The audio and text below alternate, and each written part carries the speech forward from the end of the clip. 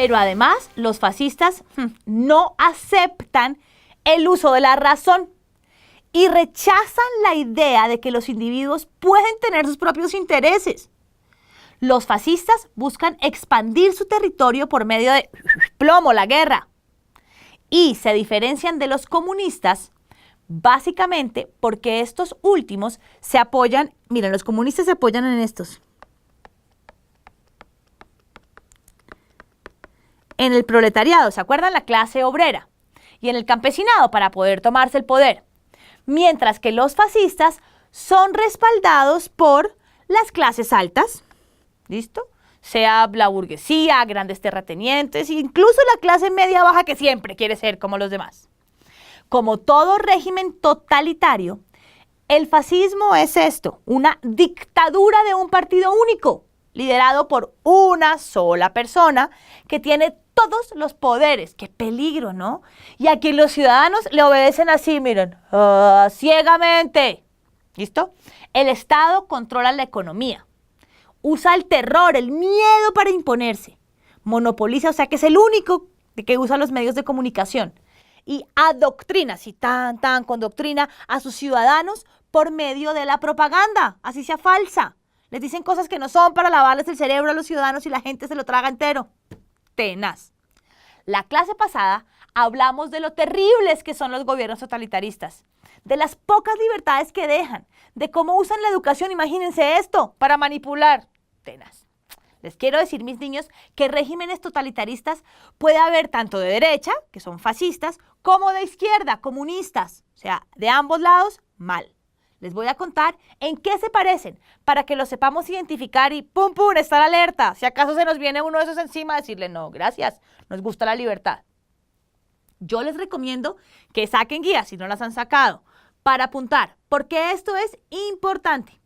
Entonces, ¿listo, guías? Nacionalsocialismo, ¿cierto? Fascismo. Y comunismo. Entonces, ¿en qué se parecen? ¿Listo? Este digamos que es de derecha, este es el de derecha y este es el de izquierda, pero van a ver que se parecen en muchas cosas. Lo primero, se desarrollan en un ambiente de desesperanza, desmoralización económica. Entonces hay tristeza, hay desesperanza. Además, segundo, fueron dictaduras políticas con un tirano a la cabeza. Entonces, 1, ambiente de desesperanza económica. 2, dictaduras políticas con un tirano a la cabeza que rechazaba cualquier tipo de democracia. ¿Listo? 3, escriban esto, pero escríbanlo además con un poquito de dolor ajeno porque esto es tenaz. Ambos gobiernos totalitarios, tanto el fascismo, nacionalsocialismo o el comunismo, establecieron purgas, muchachos. Purgas, como cuando uno se toma un purgante para matarse los bichos del estómago, pero esto es para acabar con la oposición, contra la cual aplicaban medios violentos. ¿Listo? Todo el que no creyera como yo, muerto y violentamente. 4, solo se permitía un partido político. 5, ambos, así fueran comunistas o fascistas nacionalsocialistas, tenían una élite que forzaba al pueblo a seguir el camino escogido por los de arriba, por los que mandaban. Ambos actuaban como entidades superiores que defendían las causas de la raza aria y del proletariado. Ambos utilizaron el terrorismo y la brutalidad para imponer su voluntad. ¿Listo? ¿Apuntaron? Listo. Me imagino que mientras tomaban apuntes, pensaron que esto del nacionalsocialismo, el fascismo y el comunismo, no es tan chévere, ¿verdad? Ahora sigan apuntando y pensando. Les voy a contar las diferencias. El nacionalsocialismo no hizo nada constructivo. ¿Esto? ¿No? Por lo menos el comunismo sacó a Rusia del atraso económico, convirtiéndola en una nación moderna. Sí, con muchos muertos encima. El nacionalsocialismo se pegó de la histeria, miren. De la histeria y la emoción colectiva para surgir como una ideología política. El comunismo sí era fanático, pero se ocupó de tratar de mejorar la suerte del proletariado.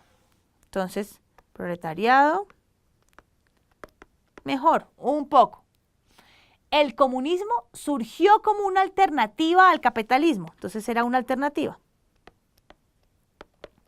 Una alternativa al capitalismo, que es el sistema que tenemos hoy en día, ¿cierto? alternativa al capitalismo despiadado. El nacionalsocialismo surgió como un movimiento deshumanizante para engrandecer a unos muy felices, ¿cierto? Y para aniquilar a otros. Todo el que pensara diferente era la muerte. El nacionalsocialismo era totalmente irracional. Por ejemplo, en su creencia de una raza superior, ellos decían que había una raza aria que era superior a los demás. El comunismo en un principio era una ideología basada en la razón, que buscaba eliminar la explotación del hombre por el hombre. ¿Listo? Ahora que ya sabemos qué es esto del fascismo, el nacionalsocialismo y el comunismo, veamos por qué fue que se hizo tan fuerte, especialmente en Alemania, y por qué fue una de las causas principales de la Segunda Guerra Mundial. Después de la Primera Guerra Mundial, Alemania quedó postrada, con un gobierno que no funcionaba, porque no gozaba de una mayoría.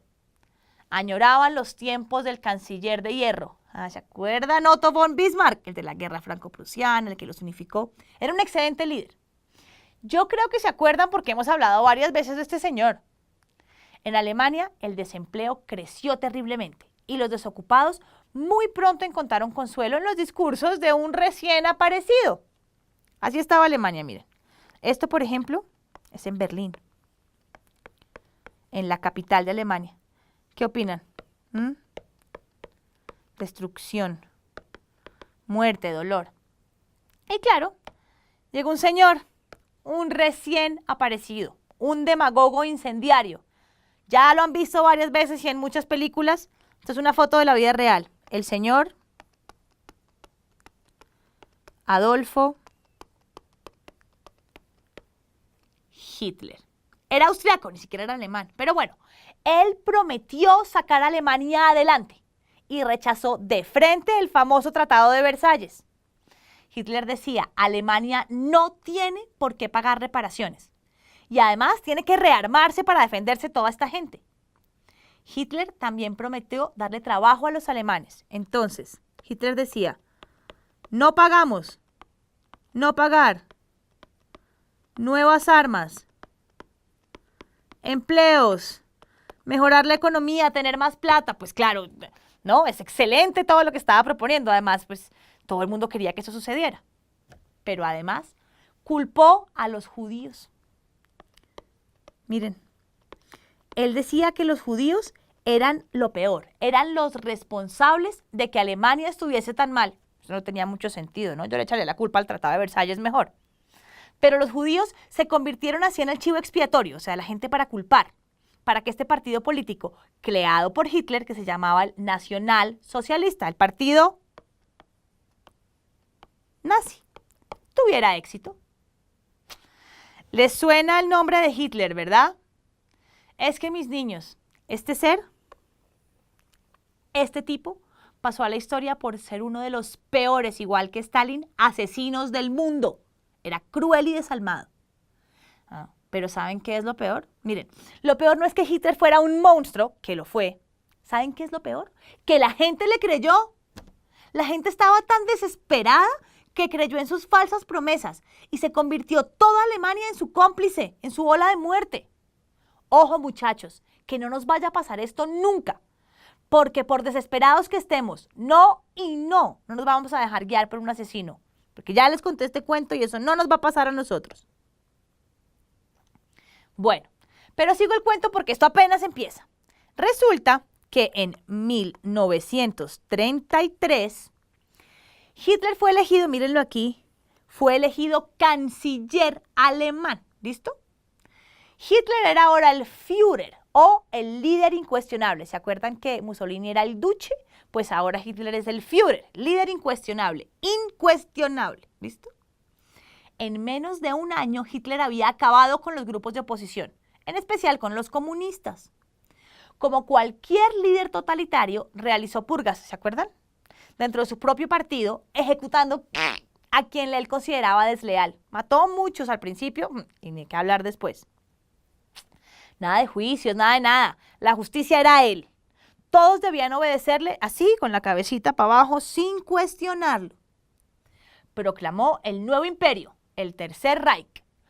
puso a la policía secreta llamada Gestapo a acabar con toda persona que no obedeciera.